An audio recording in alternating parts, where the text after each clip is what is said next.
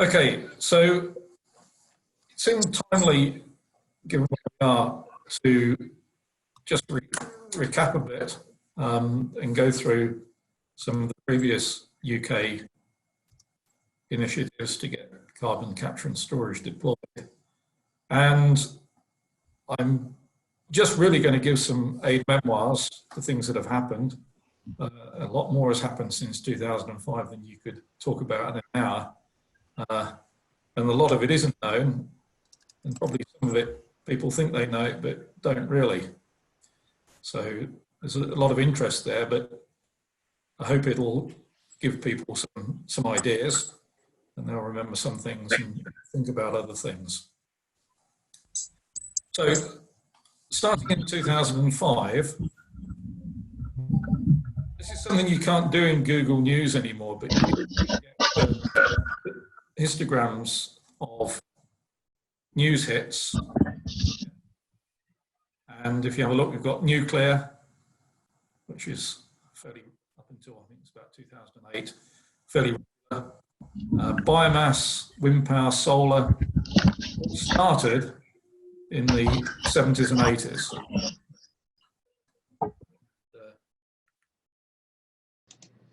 The oil crises, nuclear picked up then, but carbon capture, although we did a few AOR projects then, or looked at them, didn't start until about 2005, when we had the climate crisis. So much, much later start. And Gleneagles conference in 2005, when the UK had the G8 chair and the EU presidency at the same time, really put carbon capture and storage on the map. If you remember, the second day of the conference was overshadowed by a bombing in London. So the communique and carbon capture and storage wasn't immediately picked up, but it did start a pretty serious initiative, and it got CCS on the map. At the scientific conference beforehand, a CCS project was announced, or the intention of a CCS project was announced, and the FEED was confirmed in June 2005. And this was a project started up by BP, cited Peterhead, where there was an existing gas-fired power plant. So we've got 3 gas turbines here, an older oil-fired power plant, and very importantly, there was a pipeline going offshore to the Miller field, which was actually designed with metallurgy for CO2. So BP started out, they basically ignored everything that was here apart from the pipeline and built a new gas turbine power plant and also a new hydrogen production plant to power it. So there's an autothermal reformer, number of gas turbines, and then support equipment. But that used pre-combustion capture on natural gas.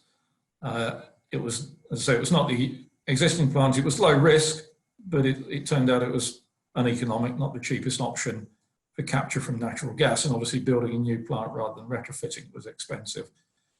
There was no clear funding mechanism for it except the carbon price. He did request, I think, 1 ROC, Renewable Obligation Certificate. And the design was completed, but the project ended in mid-2007. One of the big reasons it ended is here on the gas price. So natural gas prices were low, but then started to build up.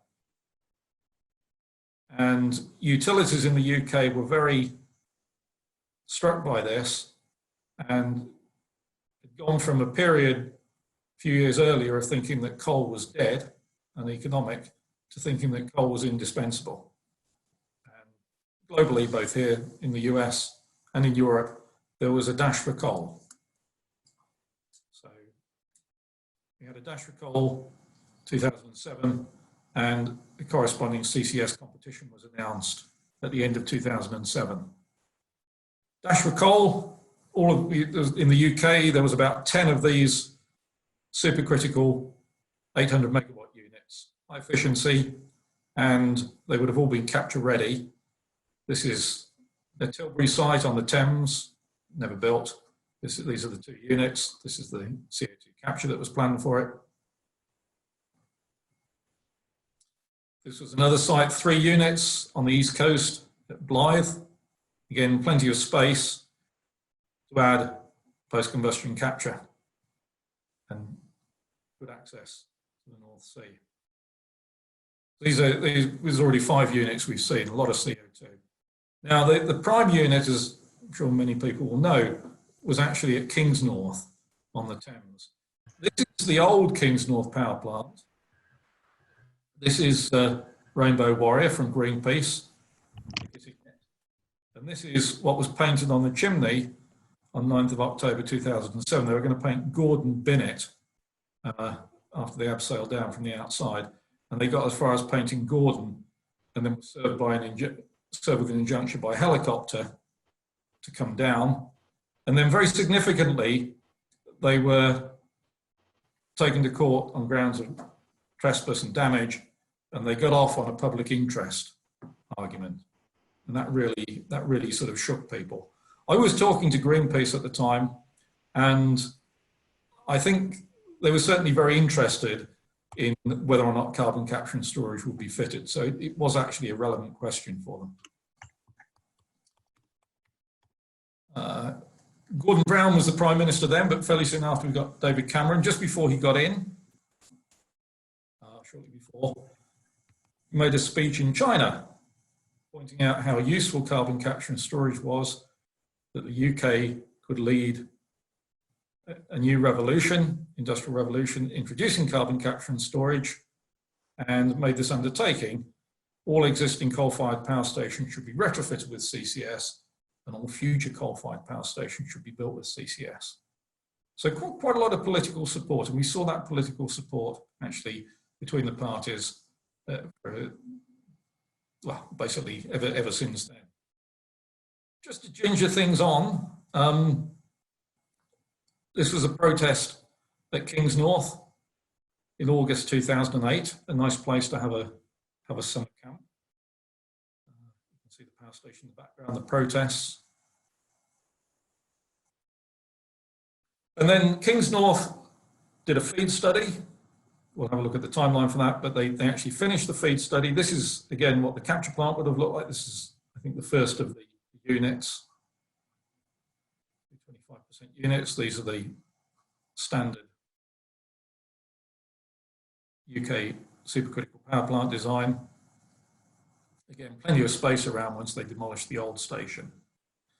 But the plans for a new power plant at Kingsnorth were shelved, put on hold in October 2009, and they actually E.ON withdrew Kingsnorth from the competition, but carried on with the feed on 20th of October 2010. Now, there were a lot of protests going on. This is Greenpeace getting up onto the top of Westminster Hall in October 2009. And then there was quite a nasty protest around Ratcliffe Power Station and some interference internally, which was never the source of that was never identified in October 2009. In parallel, the political process was carrying on, and just before the general election, the Energy Act of 2010 was passed with a lot of mutual backslapping between the parties. I watched it, it was incredible, really. Conservative and Labour were very, very cooperative to get, among other things, a CCS levy worth £11 billion to fund all types of power station carbon capture and storage. So by this time, there was some interest in getting gas in, and I was actually involved with getting the levy to apply to all types of power station with CCS, not just coal. That's fuel neutral. However, in that election, we got a Conservative Liberal Democrat coalition. The Lib Dems got deck as it then was, and took quite a while to get warmed up to CCS. It might not have mattered though, because we saw a precipitous drop in the price of natural gas over this period due to the recession.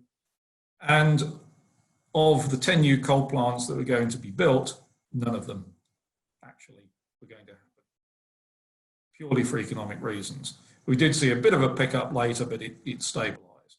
It certainly wasn't enough to get the convoy of new coal plants running again. So in 2010, Ian Marchant, with a bit of encouragement, said, well, Peterhead is still there, the pipeline's still there. Well, in this case, it was now a pipeline out to Goldeneye. Why don't we look for a gas-fired power plant? Because it's probably the best site in the UK for a gas CCS project. So they basically made an unsolicited proposal to the government to do a gas CCS project, because it was becoming fairly obvious that coal CCS projects weren't going to happen. And that became pretty clear when, in October 2011, funding was withdrawn, and this project, which was proposed for Long Gannet, this is an old subcritical, very old subcritical power plant. This is a proposed outline design for an ACCA dual absorber capture unit. This was cancelled in October 2011.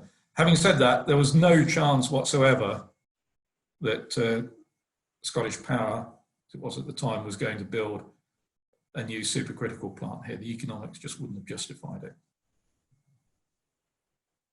Also, very little chance this plant would have carried on running, or it would have made a lot of difference to the CO2 emissions, because it was about 300 megawatts out of 2.4 gigawatts on the site. So the timeline was started November 2007. Really, the writing was on the wall in October 2009, because new coal-fired power plants were no longer required. But we did have the CCS levy. We did get some feed contracts. E.ON formally withdrew Kings North from the competition. And basically, it all stopped on the 19th of October 2011 when DEC, I think it was then, concluded negotiations. And then there was a National Audit Office report on the competition that came out in March 2012. And then, very, very soon after, because it was waiting for that, the DEC CCS commercialisation programme, as it was then called, again with 1 billion funding, it got started. Now, this solicited quite a lot of projects. I think it got about 9. 4 projects were shortlisted at the end of 2012, and 2 preferred bidders were announced. Those were the projects at Peterhead and also Drax. And then eventually there were feed contracts signed. We had an energy bill that gave royal assent to electricity market reforms and a feed-in tariff contract for difference, which would have paid for the operating expenses, which, as you see, was a bit of a problem with the first competition. Final investment decision on up to 2 projects, but it could have been 1 or it could have been 0, was initially expected to be early 2015. It later became early 2016, and the projects were expected to become operational by 2020. So this was the White Rose project at Drax. It was an oxy-fuel boiler, 426 megawatts gross, about 350 output. These are the oxygen plants. This is the chimney for starter. So this unit was planned. It was looking at storage offshore in the Bunter Sandstone. It was a consortium involving Drax, National Grid, Alstom in particular. looking at the design. However, coming back to this graph again, by the time this was going, starting to go, gas prices were softening and coal was definitely not that competitive. So leaving aside any other issues, it was no longer such a priority or even so credible, and a natural gas plant looked to be better value. So this is the proposal that Shell, working with SSE, came up with, mainly Shell. It's an absorber, it's the absorber and the stripper for releasing the CO2. It's capturing effectively from this stack here, which is the gas turbine stack, but it's taking the gases with a lot of ducting to this very tall old stack, the oil plant. This is just showing the unit from a different perspective. You can see it's essentially a one-off. There's 3 gas turbines over here, but the way it was laid out, you're never going to do all 3 units, which is what we thought initially when the project was started. So single unit, and it's fairly expensive to get all this ductwork in, get it up to the stack. What actually then happened, looking at as time went on, we had the energy bill in 2013, but in July 2015, the Office of Budgetary Responsibility said basically that the money that was available under the levy control framework was overspent. And this, I think, was actually something that influenced, or at least they said it influenced, the Treasurer's decision then to withdraw the £1 billion capital grant on the 28th of November when the competition ended effectively. And there was a second National Audit Office report on a failed CCS competition, which came out in January 2017. So this shows the key facts from the first competition and the second competition. These are the National Audit Office reports. And I've just highlighted 2 key facts. For the first report, the total lifetime capital cost of the project was estimated at 1.9 billion, and there was only 1 billion available. And there was also a lot of money expected to be required for operating costs, and there was no particular mechanism for that until the levy, CCS levy came in. And then the second competition, there was £1 billion available, which would have met a lot of the capital cost, but there was no immediate provision because the levy control framework had been spent for the operating costs. And the upper limit of these for 2 projects was 8.9 billion. I don't know what the lower limit would have been, but nonetheless, it was more than the balance available in the levy control framework budget.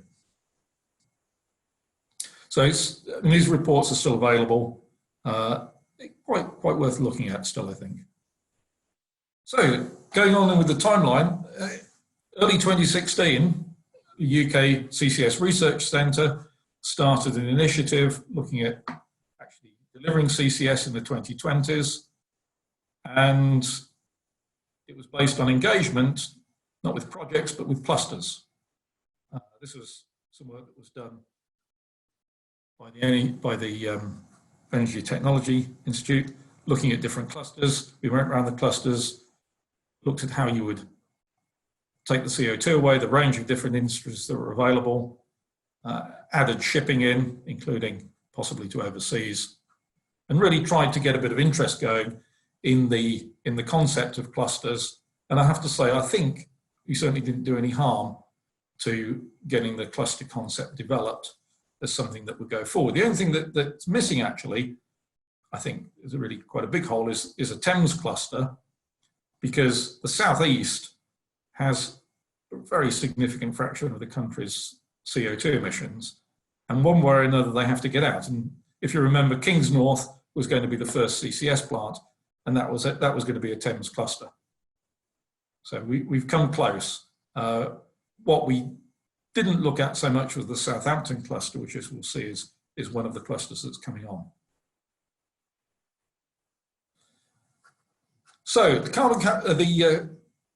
Committee on Climate Change was always pretty definite that carbon capture and storage was needed. So even in January 2018, when we were only after an 80% reduction, they said the government shouldn't plan to meet the 2050 target without CCS, and no CCS pathway is highly challenging and more costly. You'll need to do more anyway for Paris, either by 2050 or subsequently. And although the government had said that carbon capture and storage is important, it wasn't saying it was important enough. So the government should set out plans in 2018 that kickstart a UK CCS industry in the 2020s. So the government duly kicked and set up the CCUS Cost Challenge Task Force, which worked pretty hard and delivered a report in July 2018 with 4 key messages.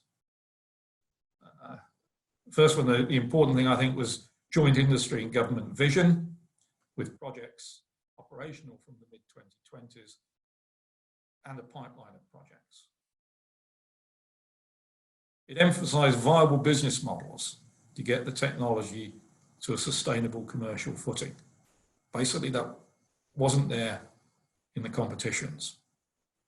And then, rather than going for projects, the approach is to focus on deploying CCUS in clusters.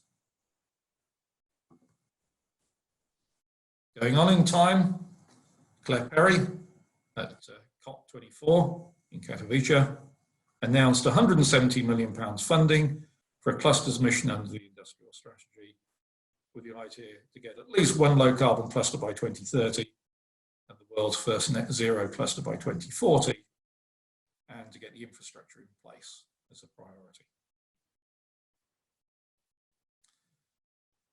We had protests before, so Extinction Rebellion now were protesting, not against new coal in particular, but against climate change and the urgency of action. And obviously this was really having an effect. So the Committee on Climate Change came up with their net zero report in May 2019 with the statement, CCS is a necessity, not an option.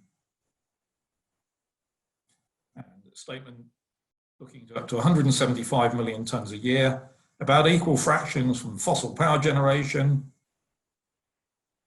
hydrogen production from natural gas or fossil BECCS, and then a relatively smaller part of getting fossil CCS directly from industrial sources. Obviously, a lot of this decarbonised vector is also going to industry, but direct industry, a bit over 20 million tonnes.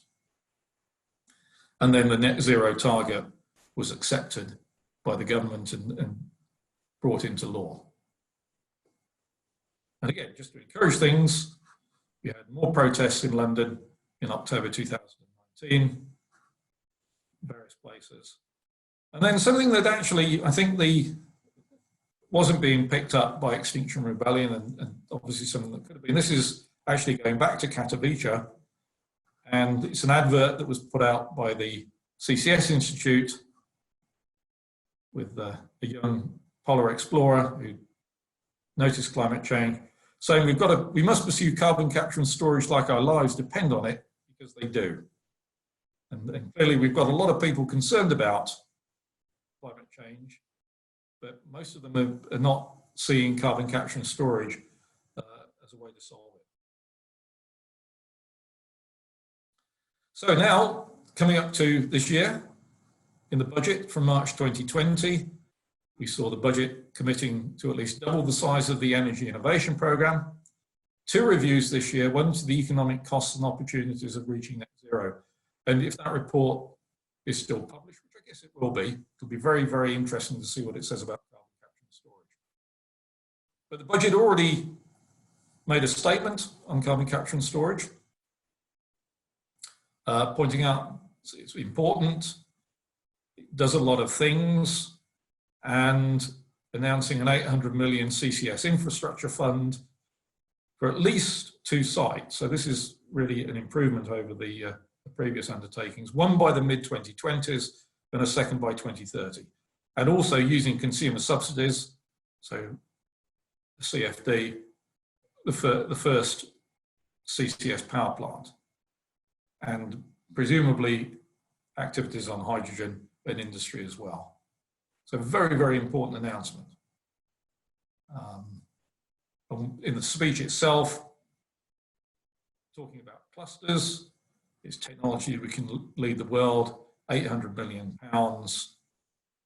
storing millions of tons of CO2. And then one of the reasons why it's important, why it made it in, was CCS is expected to deliver a lot of jobs and preserve jobs in areas that have been identified as being good for levelling up. So very, very clear indication of what is seen as important about the current CCS initiative.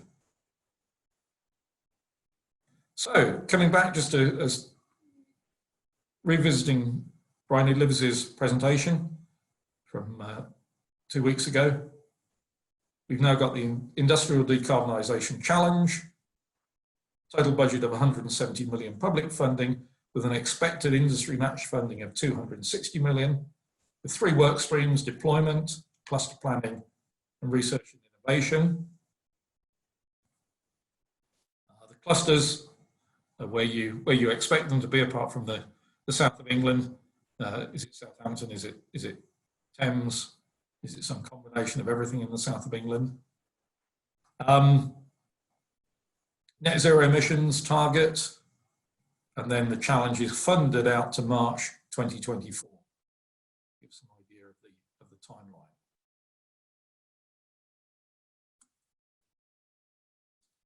The deployment stream, 132 million, and expected to fund feeds and various other activities to support deployment. The roadmaps funding, 8 million.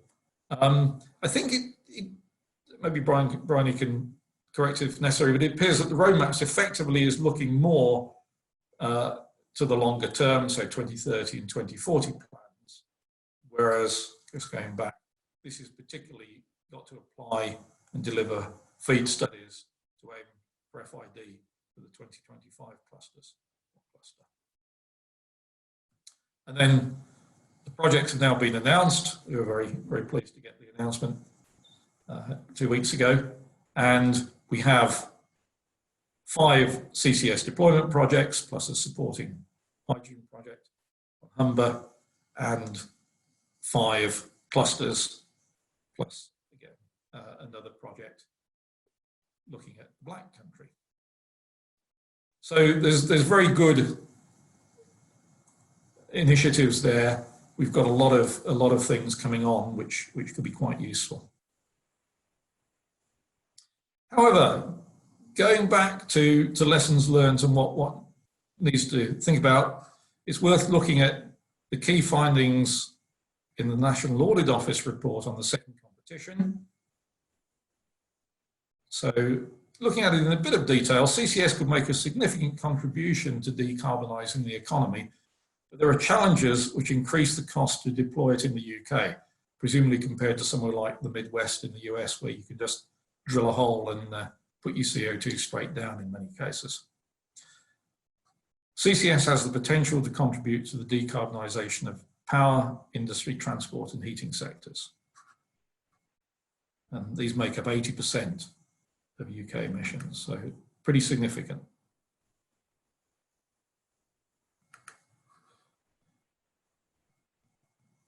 But when it comes around to develop the next phase for supporting CCS, the department, that's BEIS, should maximise the potential value from the competition by incorporating the lessons it and the key stakeholders have learned into any new CCS strategy. So, interesting question, what those lessons are and how and if they've been incorporated. Ensure it understands from the outset the position of CCS developers and their ability or willingness to carry certain risks, and applies this in its approach. And I think that's a topic that's still under consideration.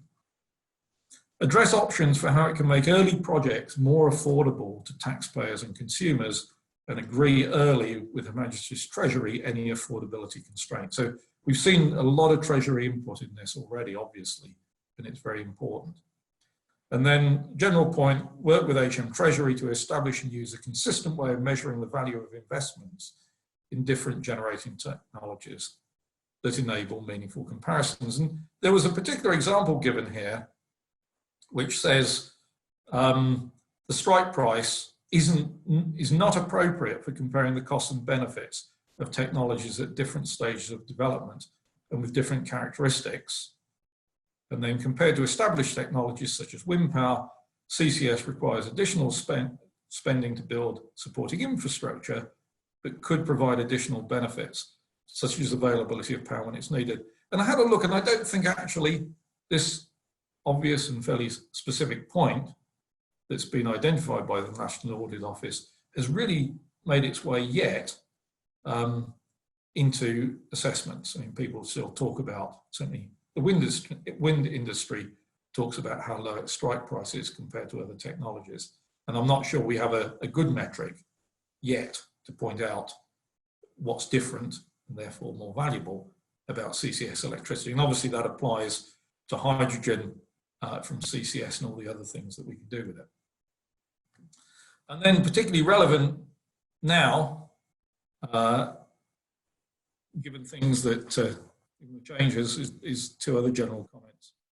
You've got to regularly revisit the commercial strategy and the value for money case in the light of the evolving understanding of the delivery environment and market conditions. Obviously, we've seen some big changes.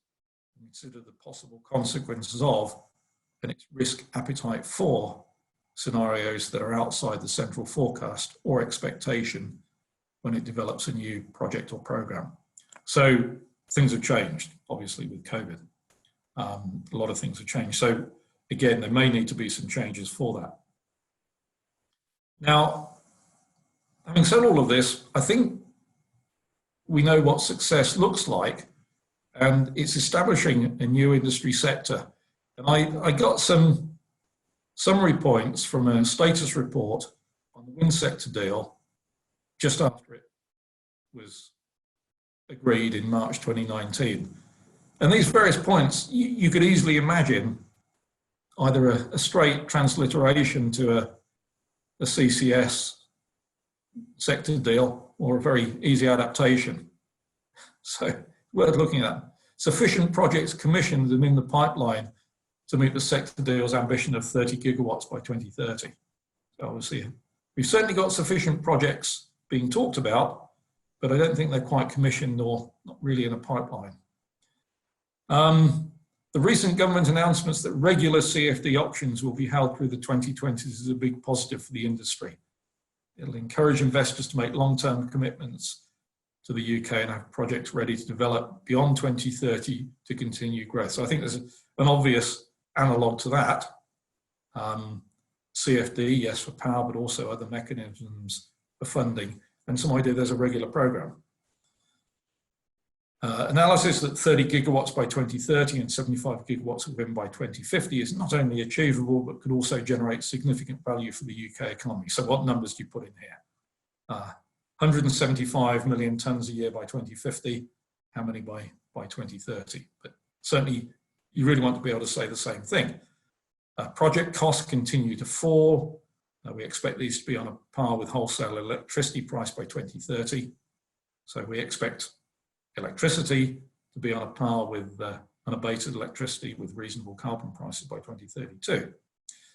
With coordinated action between industry and government, the UK offshore wind, could say CCS supply chain, will develop into an even more thriving industry. And just take this straight over, our strengths in research and development and innovation will create further opportunities for UK companies to excel in new areas of the domestic and global markets, capitalising on the UK's world-leading position. So I think we know what success would look like, but how and when does CCS get there? And that's really something to be discussed. So that's all I want to say. Anybody got any comments, questions, disagreements?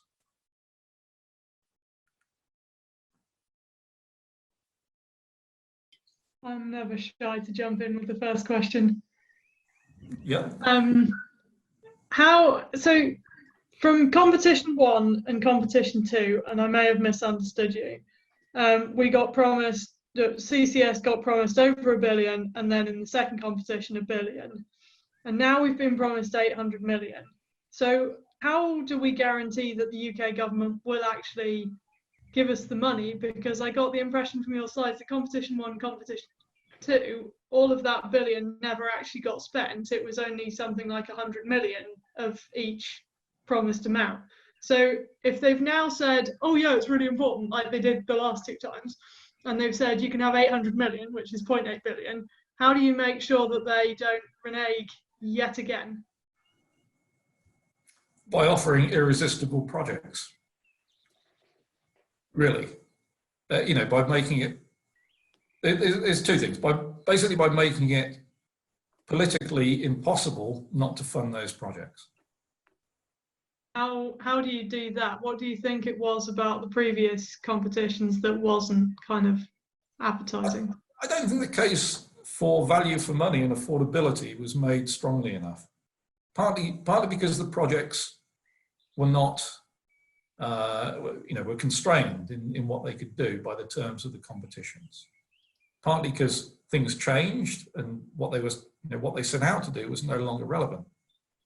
So the first competition set out to basically make people satisfied with new coal plants. There were no new coal plants. I think Greenpeace would have stopped protesting if Kings North had had CCS and full CCS in place by say 2020, and it had carried on running successfully. But with no new plant, you couldn't do it. So things had changed. Second time round, gas prices had got lower. The project, I think, was relatively expensive, or seen as being relatively expensive. And it wasn't part of a big cluster that was easily explained. So I think that's how you do it. The other way of looking at it is that basically people won't start until they get a pretty good idea that they're going to get a CFD or its analogue for hydrogen and industry. And that's an ongoing topic. I don't know whether anybody else wants to add anything on that. John, it's Richard here. Can you hear me? Yeah. Oh yeah. Sorry, I can't see you now because it says the host has switched off the video. Oh, okay. Sorry, I'll stop sharing. Maybe it's you. Maybe you don't want to see it. No, I'm there. I think I'll start. I think it's Karis that switched on, but I need to stop sharing. I think is the. Don't worry. Anyway, I've stopped the sharing on it, but people can turn their videos on now if they want to as well. All right. Oh well, not yet. Anyway, can you still hear me? No? Yep. Oh, good. Well, actually, slightly different. Can I just ask 2 questions to you? The first, I noticed on the Auditor General's recommendations about how we improve things. He didn't mention about public opinion at all. About dealing with that. And you've made quite a bit that during the years, Greenpeace and the various little groups, had quite an impact. And I always felt one of the problems was that the government at the time never quite explained what, is CCS going to be permanent, or, the EU directive talks about it being a bridging technology.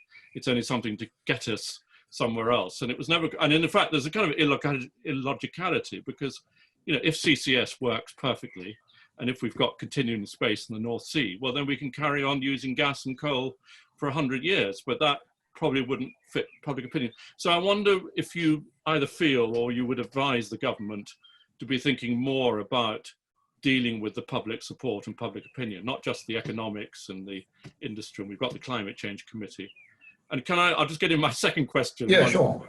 Thinking about that, which is slightly connected maybe. After next year, after Brexit, and subject to any actual trade agreements or whatever, we have the opportunity to revise all the regulatory structure. I'm coming from a lawyer, and part from the EU directive if we wanted to, and have different changes.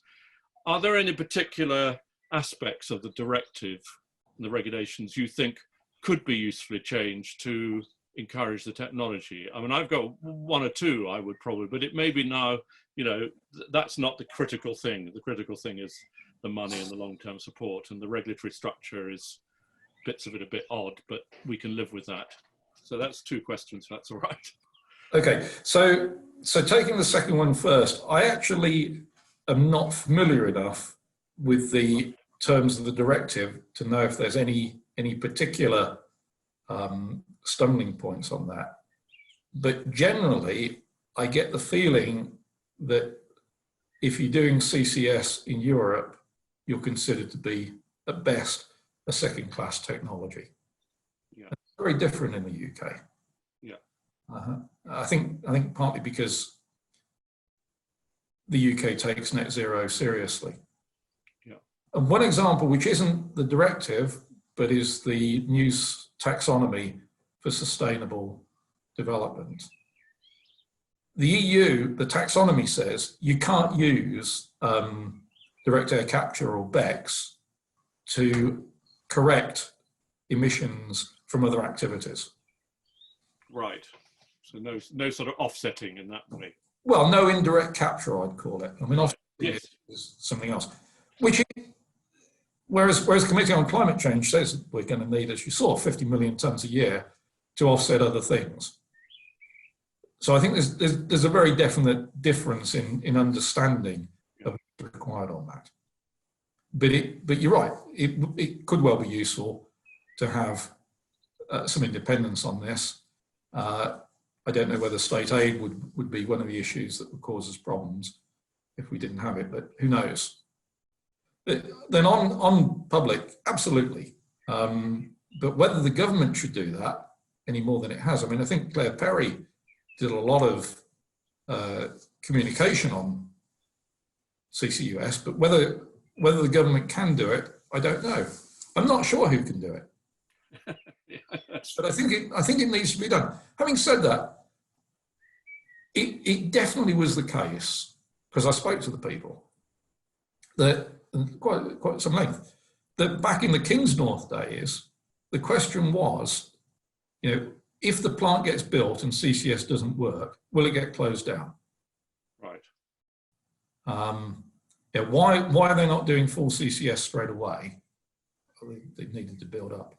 And I seem to remember, I can't quite remember the details, but I seem to remember that E.ON was prepared. Oh, no, that's right. There was this whole discussion, I can remember it now, with over Christmas, there was some discussion basically about would E.ON undertake to build the plant and definitely retrofit CCS? And E.ON said, well, basically we will do if the government will give us a way of recovering the costs. Yeah. And the government said, oh, well, you know, we're not ready for that.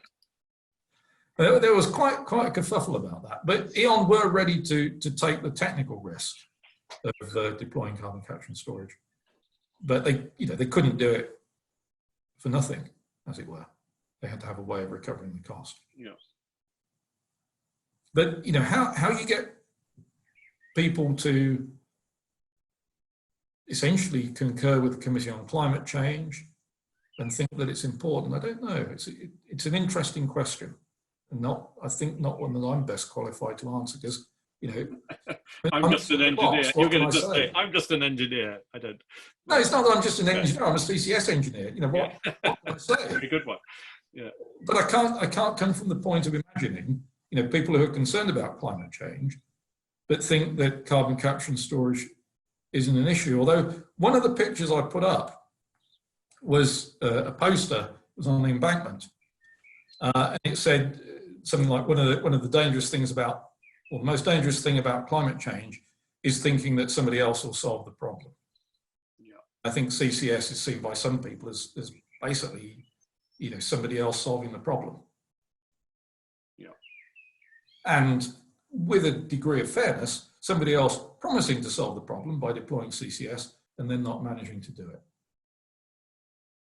Yeah, sorry, can I jump back in there on, well, because I'm part of the Scientists for Extinction Rebellion, so I hear this sort of chat. So the scientist researchers who will advise XR are open to the idea of CCS, but the core group within Extinction Rebellion, and particularly Rupert Reed in this, see it as the government kind of viewing it as a get out of jail free card. So, and the gentleman who was just speaking before kind of made that point that if we can employ CCS, then we could carry on burning fossil fuels for the next 100 years. When actually we really do need to ramp down our fossil fuel usage, CCS or not. And I think that's the PR issue that we've got with CCS at the moment, is that it is just being viewed as many people as a way of continuing business as usual. And I'd be quite interested to work with some people who have a broader knowledge than I do to kind of put together some sort of easier information pack for XR, like particularly with the information that Miles Allen gave us last week about 10% and then ramping it up over time, because I think the XR scientists would digest that very nicely and feed it back in. Certainly the Miles Allen, I don't know if he really communicated it, but one of the things he would say is that obviously for carbon capture and storage to contribute to climate change, you've got to achieve 100% carbon capture and storage, direct or indirect, by the time you've used up the space in the atmosphere, or you've emitted. By the time you've emitted the budget, then you've got to get to net zero. So in theory, you could deploy all that carbon capture and storage on the last day. You could do nothing and then do it all at once. But of course, that isn't realistic. And so he suggested a path which is essentially a linear path. That the level of carbon capture and storage as a fraction of fossil fuel use should increase as the remaining budget decreases. And I think that's a reasonable response to saying, well, people are promising it but not doing it. Yeah. No, it's very difficult. We could have endless debates about it. I do think it's Richard McCrory again here. The context in which the government see, do they see, which I think the Climate Change Committee does, is this is a strategy to get us to a better part. It is a bridging technology, maybe for 30, 40 years, but this is not an endless solution. I think it's very important to kind of address that and understand what that means, and because otherwise I think we are quite vulnerable, particularly, don't want to get too dramatic about post-virus, but do we want to be dependent on imports of gas from Russia, whatever, for the next 50 years? I think there'll be a lot of feeling, we've got to be somehow more, quotes, self-sufficient. So I think it will be important to address, not that you'll win everybody over, but to people to understand the arguments. And I also, I certainly think we've been mainly talking in the context of presumably electricity production or gas, but for things like cement, as I understand it, for cement kilns or cement works, there is no alternative, basically. I mean, the thing with energy, you can construct different scenarios and you can say, well, do we need coal and gas and whatever? And all those arguments. But I think with cement production, we would have to have CCS for that, as I understand it, at the very least. Yes. Well, and if you want to get negative emissions, which I think will carry on for a long time, then you're talking about biomass or direct air capture or something, and probably has carbon capture and storage in it. The security argument is interesting, but it's another argument. It's not the only one, and it's not a climate argument. No. The other side of the security and the climate change is if we're heading for net zero, then there'll be a superabundance of fossil fuel, arguably, at low prices. Yeah. I mean, there are arguments, there's debate about it, but it's not a climate debate. No. Primarily. No, I also think, I always thought, ever since I was on the Royal Commission, as you know, the study and the energy study, and one of our strongest arguments was, and you've emphasized this, and I think the Minister several times, is this is a technology we can export. I mean, we're an example to the world. It may not be actually the UK, as we all know the arguments, its contribution is not that important. But if we're not doing this, or we haven't got a technology which we can convincingly give Indians, Chinese, or whatever, or indeed Americans, you know, it's a great opportunity there. So that's seems to me one of the strong reasons to push it. If we really are, I don't know, but if we really are quite ahead of the game, we used to be ahead of the game.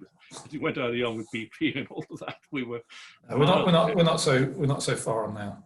No, no. But we could still be ahead on clusters. Yeah, doing that sort of level of activity. So I've got some questions from various people. Question from Bill Senior. Bill, do you want to explain? Oh yeah, hi. Yeah, hi, John. I hope I didn't say anything. I hope I didn't say anything too off the wall for that. I tried to stick to the facts as they're published. No. Well, I just by way of background for everyone, I first met John in 2005 when I was seconded to the government, and we were trying to persuade them to do CCS and that it was important then. And I found it a bit depressing listening to your talk, explaining all the important people we persuaded of that, and yet the lack of progress in actually constructing CCS at scale in the UK. But I do think you have to think about CCS in terms of a net zero context, because when you start to think about net zero, you have to think about how you decarbonize all the sectors and all the emission sources in the economy. And you have to start thinking about what people might call the hard to abate sectors, such as industrial heat and industrial emission sources in particular. And I think the argument around clusters is better if it's framed. Now, is that a cat or a feather? But it's a cat. It's better if it's framed around industrial decarbonisation. And I think when you look back at what we've been trying to do, it's all been around power. And I think the conversation has to move towards these sectors that are going to be more difficult to decarbonise, and where we can see wider political and economic benefits by deploying CCS and starting to create a low carbon industry that can produce low carbon goods, etc., with higher value jobs in those regions. So I think the narrative around CCS needs to evolve along those lines. And I think, you know, for conversations with people like XR are we actually going to be able to mitigate the risks of climate change without CCS? Because I think people who know the subject closely are not convinced of that. So that's my pennyworth. And well, certainly, you know, you saw the budget speech, its jobs, although I think a lot of those were construction jobs rather than long-term jobs. Well, it's also having some key industries that actually can start, you know, presenting their products as low carbon, so that people have a choice to buy low carbon products and whatever that is. It's a chicken and egg or whatever problem though, because you're not going to get a cement plant taking a venture to put in CCS on the prospect of being able to develop a market for low carbon cement. Too much. It hasn't. You've got to have some guarantee, haven't you? The economic case and the policy case for doing CCS hasn't got any easier. I mean, I know there was a lot of talk there about the headline numbers, the 800 million and the 1 billion in the previous competition, but what's actually more important is the other policy support such as the so-called contract for differences, Yeah. and whatever's going to be introduced in hydrogen and industry that gives industry a mechanism for making these projects more commercial, and for basically for paying for the cost of decarbonisation, which has to be passed through to consumers. And that, you know, that applies whether it's power or cement or fertilizer or whatever people are going to apply it to. Yeah, well, there's certainly critical ongoing work, no question about it.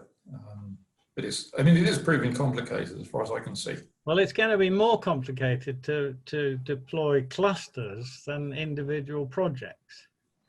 Yeah, because there are more players involved. Well, yes and no. Yeah, no, because you need policy for power, for industry, and for hydrogen, and for transport and storage. We're looking at a much more complicated policy landscape. Well, so it becomes more complicated. Yeah, but Bill, look, if that's true, but then once you move things on and you get through that initial setup, you could be a cement plant or whatever, or a power plant with a pipeline that you've got that's got some spare capacity, and with some people with some idea of how you're going to get the money back, and it becomes a much simpler discussion then, doesn't it? Well, after that, yeah, it does. Yeah. So it's got to get there. Well, you've got to get there, but once you get there, there's definitely an upside. Just going back to power, we had a comment from Nigel Holmes. Nigel, are you still on? Yes. Good afternoon, John. So, thank you for the update. And the comment you made was, at one point was about the ability to provide power as and when needed. And that was the National Audit Office that said that. Okay, right. But this plays into my question here, John. So the question is, and this is related to the power sector. We've got the increasing level of renewables in the power sector. We still have a legacy of nuclear baseload generation, so both providing low carbon power. And it looks like increasingly the role for responsive power generation will be to fill in the gaps. So when the wind isn't blowing or the sun isn't shining. So it becomes very much a question of responsive, power generation. So my question is very much around how do you see this playing into carbon capture storage, given there are two fundamental approaches, pre-combustion, which produces hydrogen, and post-combustion, which is about tackling the emissions from the after the combustion process. How do you see those two approaches working in a situation where that is supplying responsive power? And do you have any comments around the direction of travel, for example, with the Teesside proposal? Well, so if you have a look at the demand net of wind, I mean, solar's interesting because it disappears for half the year, basically. But the demand net of wind has a wide range of effectively load factors for plants, going all the way from nearly 100 down to nothing. And there's quite a spike of very, very low load factors for wind droughts. And then there's a wide range of different load factors for just balancing demand. And that's true more or less whatever wind penetration you get, unless you really overbuild wind and you get huge surpluses. So I think that means that there's potentially quite a role for plant that can run at high load factors, but isn't obliged to run at 100%. So nuclear isn't really obliged to, but it might as well. I mean, there's no point in designing flexible nukes is stupid. I mean, that's not helping the consumer. But somewhat flexible post-combustion, no problem. The economics of hydrogen don't work unless you've got hydrogen storage. The best economics for pre-combustion baseload are with an air-blown reformer, because you need to burn, well, you can then produce nitrogen to burn with the hydrogen. You need something to go with it. Now, if you then go to storage, you've got to worry about storing the nitrogen, or you've got to go to a pure hydrogen production and do something else to allow you to burn it, which is difficult. And the crossover points for that are quite shallow, but I suspect they're somewhere between 20 and 50% load factor, or maybe even a bit less.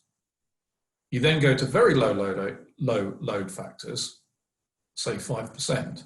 And I think you have to wonder whether you would put in a hydrogen system for that, or whether you'd use something like bioethanol, because fuel costs are not that important.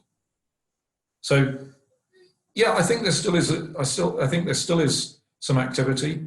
We've also had a discussion about, well, what about running for relatively, are these plants there for 50 years, 10 years, 20 years? I mean, certainly a post-combustion on gas plant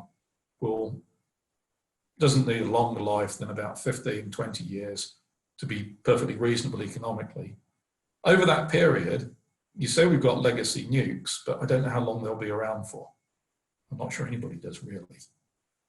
So I think there's definitely a possibility that we lose some base load generation capacity, and we actually want something in there.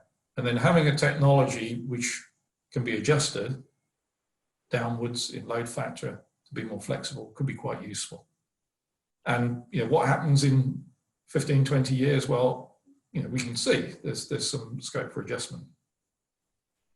But certainly hydrogen on its own isn't the answer. You've got to have hydrogen in storage, and then you've also got to decide you've got to have hydrogen and some form of diluent as well in current gas turbines. So it makes it complicated. Does that? Yes, that's helpful. So I mean, what I'm hearing post-combustion can be very, very flexible. No question about that. Right. Okay. So what I'm hearing is that there's also a role for gas-fired power generation with post-combustion. A certain amount, yes. Sooner rather than later, actually, in terms of starting to decarbonise the power system, because one of the key issues at the moment is that about 40% of UK electricity is generated from natural gas on an annual basis.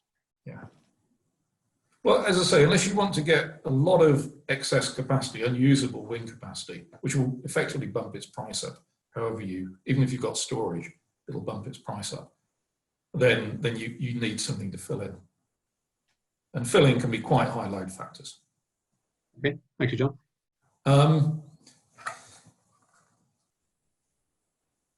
Yeah, so Paolo made that point.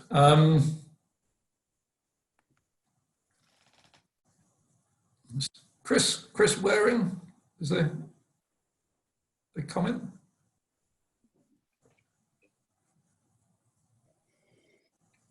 Is Chris? He's still in the participant list. I'm going to try and look. Turn his microphone on. I'm still here, John. You just got you interfering with my microphone, in theory. Okay.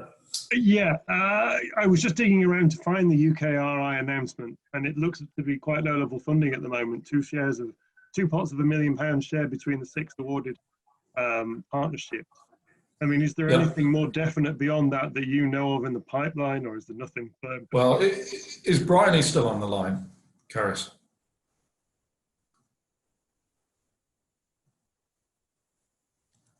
Just having a look. If she is, then I don't think she is. Okay. Okay, well, Any longer. Yeah. So I'll answer that then. There's 132 million. Well, there's 8 million for the clusters, which I suspect could be split 5 ways, and or 6 ways. They'd all get some more money to continue planning, and I think that'll be awarded. I don't think they need very much in the way of counterpart funds. So that's there, and I think that'll go. And then there's 132 million, or maybe it's 131 now, to go for feed studies. Yeah. That is expected to have 2-to-1 gearing. Yeah. So I've heard, and it makes sense, that a lot of the companies won't get involved in a FEED study unless they've got a pretty good idea that the money would be there for the full-scale project. No, especially since they were burnt last time, basically, like National Grid, effectively. But there we are. Well, yeah, or basically, for, you know, you just wouldn't start a FEED study if you didn't think there was a chance you could make the investment. Why would you do it? I mean, it's just a waste of everybody's money. So I think they'll want to see where the money's coming from. Now, I don't think we'll have any serious auctions before then. There may be, well, it's mostly bilateral arrangements. Whether they'll be at the point of a contract, I very much doubt. So it'll have to come down to some sort of assurance. But, you know, turn this around, there's because of the current economic climate, we also need some stimulus projects. And we want things to happen quickly, if at all. They're not stimulus if they're not quick. And so, and there is a lot of money potentially around, presumably, for things that help the economy recover. So if, and I'm not sure they can because they're quite long-term projects, but if CCS projects can make a convincing argument for good stimulus activity, then things will be in a different situation than they would have been, you know, 6 months ago. Yeah, thank you. I think people need to think very seriously about what's going on and what can be done. And no, that's part of the whole political, making projects the politically attractive. You know, projects that you can't really turn down. So. Okay, thank you very much. The technical point, I don't need to expand upon. I mean, my knowledge has moved on slightly to different areas, but certainly building the pipelines and the safety case is pretty much there, but connecting the pipelines and coping with the pressure variations and everything else is going to be technically interesting. Yeah, I mean, I've heard it suggested that the pipelines are actually one of the things that could be done more quickly. That's really true, but maybe you wouldn't know where it was going there. No, that's a bit of a problem. that's the biggest problem. Well, you know, stimulus is stimulus. If it works, it's maybe not so stupid. No, there is track record that it's been done and completed and been past planning and everything else, of course, through very highly populated areas. So yeah, there's no reason why it couldn't do. Interesting to see John Whittaker's is doing it as well. But there we go. We've also got sites where there's mainly offshore. I mean, Teesside, points in Humberside, Northwest, even. And then obviously in Scotland, they've already got pipelines, many cases to reuse. I think things could be done, some things could be done quite quickly. You maybe just have to be a bit relaxed about getting everything started at the same time. Yeah. Thanks. Okay. I think we're about at the end.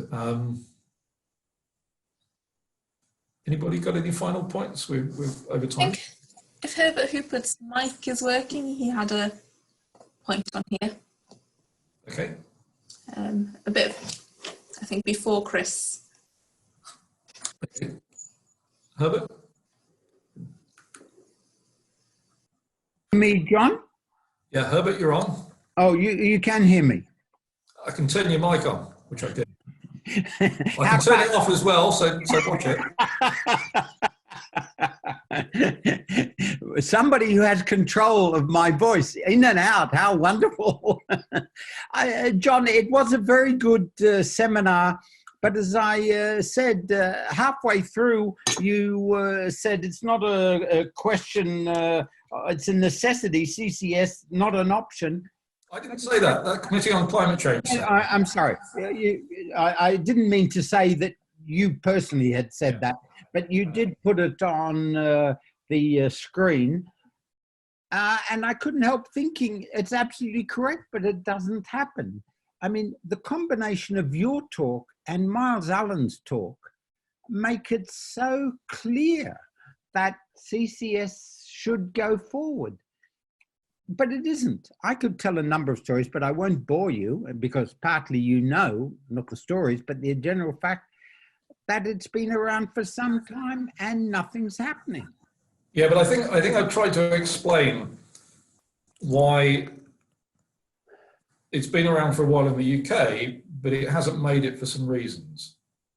And at least the first competition, I can't see any way we couldn't have addressed the issue of new coal plants.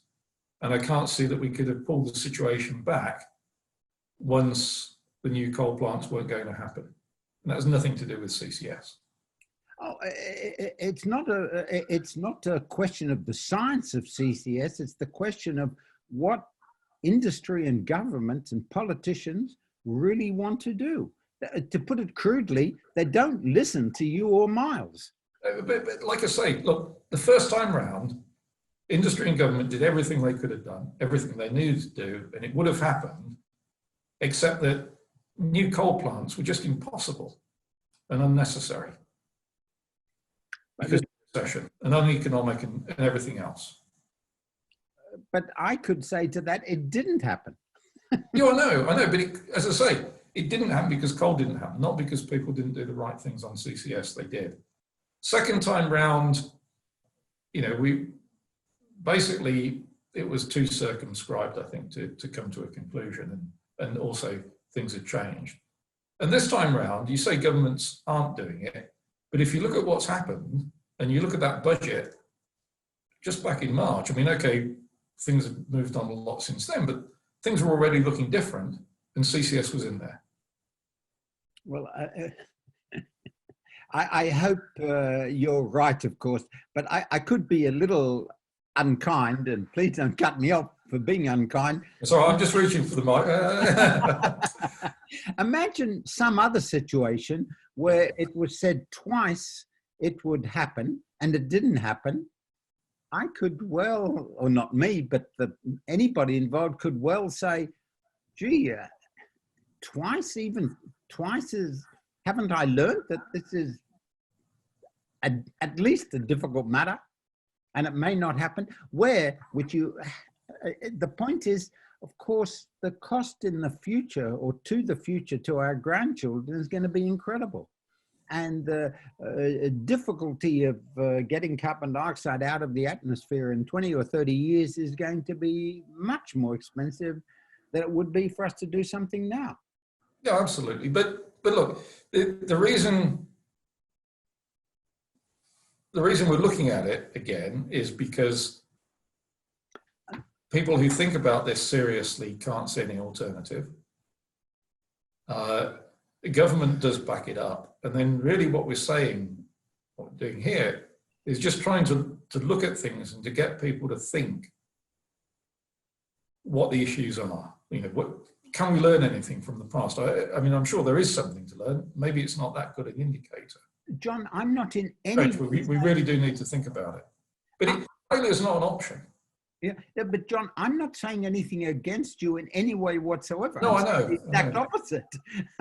You should be listened to. Miles should be listened to. You're making such, if I may say, obviously sensible points. But I'm... Well, but... Yeah, but... Okay, so it's listened by whom? But there's one thing which is, you know, persuading people somehow to fund it. But then I think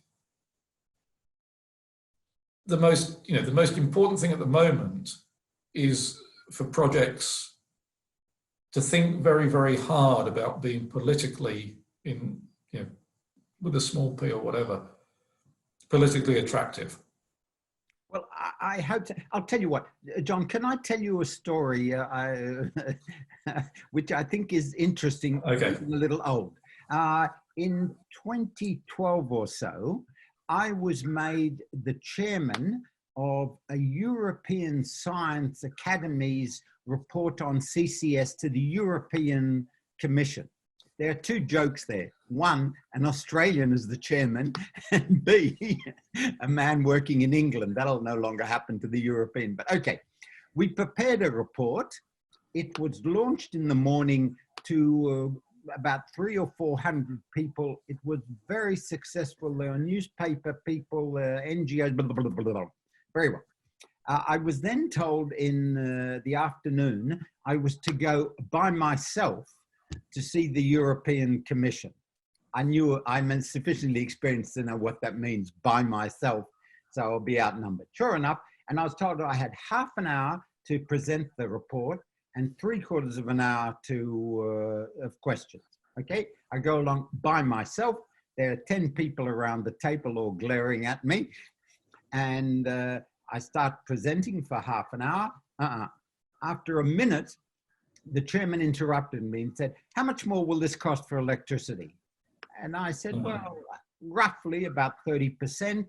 70% of that is for the capture, and we think we can bring that down. That's chemistry, roughly 20%. He said, "Well, I'm not interested. If it costs more for electricity, I'm not interested." I was going to say to him, I had half an hour, to present this. You stopped me after a minute. No. Anyhow, we got on worse and worse terms. There's no doubt that he now would say that rude Australian, he was terrible. But I do think it important to say that I got more and more annoyed with him. And I said, using language that I'm not going to repeat here, I was not polite, there's no doubt about it. At the end of about 20 minutes, you know what?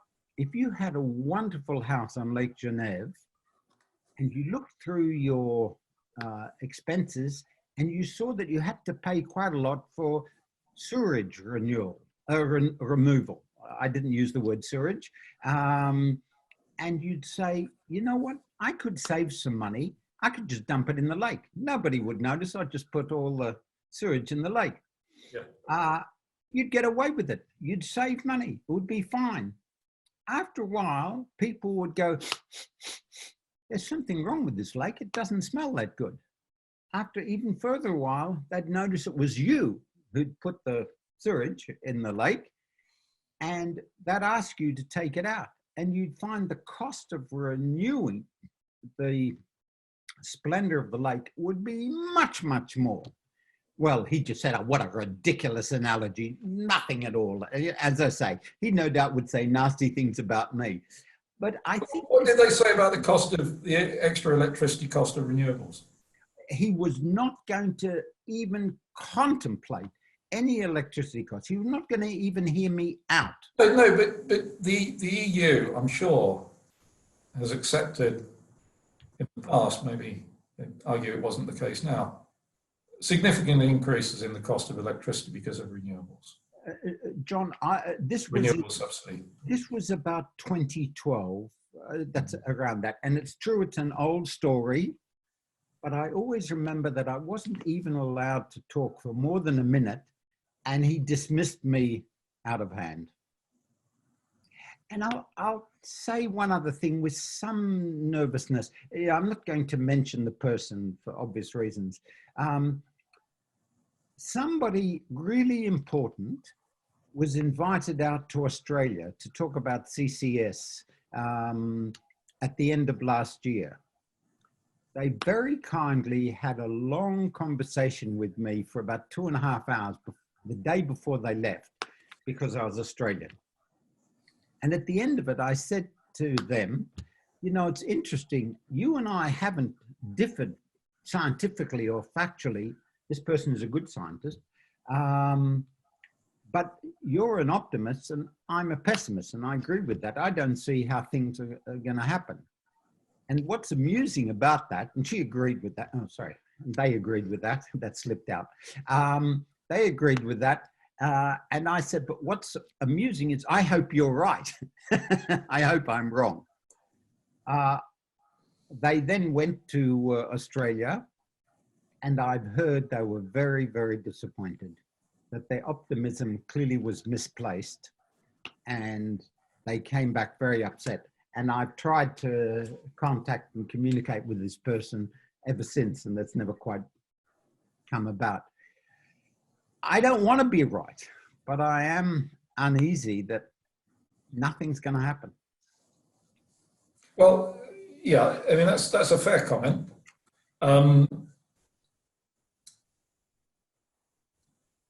Nothing may happen, but as I said about the clusters, once something happens, it'll be a lot easier for other things to happen. You know, if you want to take a conspiracy theory, if you look at the amount of money that's spent on lobbying in Brussels by the renewables industry, I think, you know, it'll run into tens and probably hundreds of millions, because it's a really, really big industry with a big turnover. The amount of lobbying by fossil, let alone CCS, is bugger all. Quite a lot of the fossil lobbying is against CCS. We just don't have the political power in Brussels. In the UK, it's different.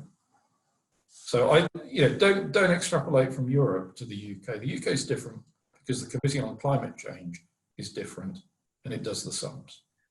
There is a difference. I could say, again, being a pessimist, the UK puts out 1-2% of the carbon dioxide of the total world amount. So, you know, what happens in the UK doesn't count as much as what happens in China, in India. Well, and another problem, again, very Australian, excuse me, and do cut me off if you don't want it. As I've often said in Australia, Australia puts out 1%, roughly 1% of the total emissions. That's nothing. The amount of emissions due to fossil fuels that originate in Australia is 4.3%. Now, that's also nothing. If you cut 4.3%, that's not going to make a difference. But the difference between 4.3 and 1 is enormous. And that means finance to Australia. And that's the real problem in Australia. You know, if you stop the fossil fuel exportation, if you stop the mining in Australia, that would be financially a big problem. And that's, I suspect, why my informant was unhappy.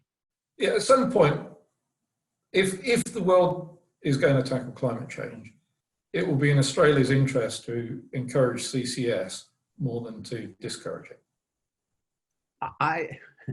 John, I hope you're right, but I'll come back with saying the Otway project was, I would say, the most successful experiment in CCS. What happened to it? It was run by a fabulous guy. He was replaced by somebody who was okay, and now it's more or less moribund. Stop going. Yeah, I'm not sure that's really, I mean, there's interesting stuff, but, you know, what do you really need to do to get CCS going in different places?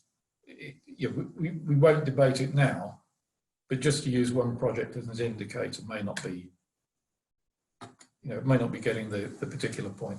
Certainly, it will be true if the UK does one successful cluster, it'll have a huge impact. And one thing I've been trying to point out is that if the UK spends, you know, 10 billion CCS, the world will take notice. It really will, because it's unusual. You know, even the projects that we've seen in the States are unusual. If the world spends 10 billion on renewables, the world won't notice. Just because it's there already, it's nothing new. If it spends 10 billion on new nuclear, unless it comes in at, you know, 50% of the expected budget and 50% of the time, the world won't take any notice. It won't influence outcomes on climate change. So ultimately, if you say you're doing this to get a result, and the result isn't, obviously, as you say, it's not net zero for the UK by 2050, it's avoiding dangerous climate change.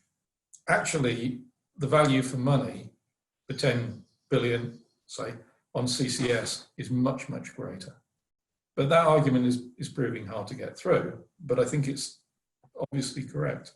Well, if I may tell you another fact. Make it quick, Herbert, because okay, I'll make it you're very going to have quick. to stop in a minute. Or would you rather I didn't even say? No, if it's quick. Okay. David King said to Stephen Chu, the chief scientific advisor to the American government, we in England believe that we should do something to show the people of India and China that something needs to be done. And Chu replied to him and said, we in America would never do that. We would never talk to the American people that way until China and India showed that they would do something first. And the tools Interesting. were just at right angles. Certainly, you know, I've been traveling to China with CCS ever since 2003. And I've not gone for certain periods because it's been too embarrassing. Because in China, you know, you talk about CCS, and they always say, perfectly reasonably, well, what's the UK doing?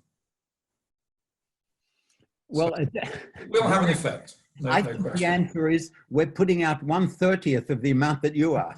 Yeah, but the UK actually had a program called NZEC, Near Zero Emission from Coal, from about 2006 to 2009 or something. Bill Senior was very engaged with it, and that was very successful. And China had a very good. They learned very quickly from it, and they progressed tremendously over those years. And I was actually there in 2005, a little bit before actually, at something that was run by a US university. And the Chinese had their first national meeting on carbon capture and storage with about, I don't know, 25, 30, mainly academics and some government. And I was allowed to go along through the agency of one of my students. And they did say, you know, is he American? We don't want an American. English star, that's all right. Well, I could say. I don't know how I'd have got on if I said I was an Australian. Oh, you'd be admired enormously. Yeah. Anyway, Herbert, we better stop there. So could I just say one thing? Sorry, could I just say one thing? More power to your elbow. What you're doing is, without a doubt, correct and the right thing to do. I just wish people would let you move forward more rapidly. It's not me moving forward now, it's industry. Well, you know what I mean. Yeah, no, but look, quite seriously, there's a lot of opportunities. Things are better understood. There is money around, but you know, people have to think quite carefully about what's being done and come up with some attractive projects. It's doable, but attractive projects. And also, I didn't really get onto it, but it's implied. Success is a sector deal. I don't think quite that the industry and the sector is there. I think we're a little too ready to be pushed into competitions. And success really would look like that sector deal with a few word changes. And until we get that, I don't think we've really got there. Once we get there, it's just a matter of cranking the handle and deploying, and we'll do it. So that's really the interim objective as far as I can see. And people can do it, industry can do it, but they do need to think about it a bit.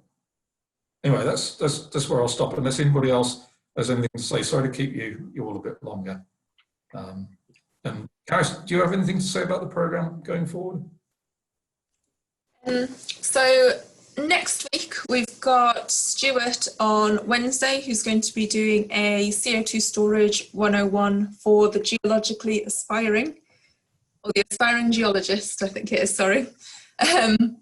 We've got that on Wednesday at 4 p.m. And then on Friday at 3 p.m. we've got, 1 second, we've got Dahlia.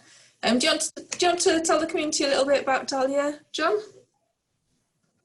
Dahlia was active in the CCUS Cost Challenge Task Force, and we'll be talking about legal and, I guess, some political aspects too, in a certain way, of getting CCS deployed. So it's actually a very good follow-on to what we're doing here. I think she's now working on some of the business models for carbon capture and storage, and also some of the legal things, which I guess could be, I don't know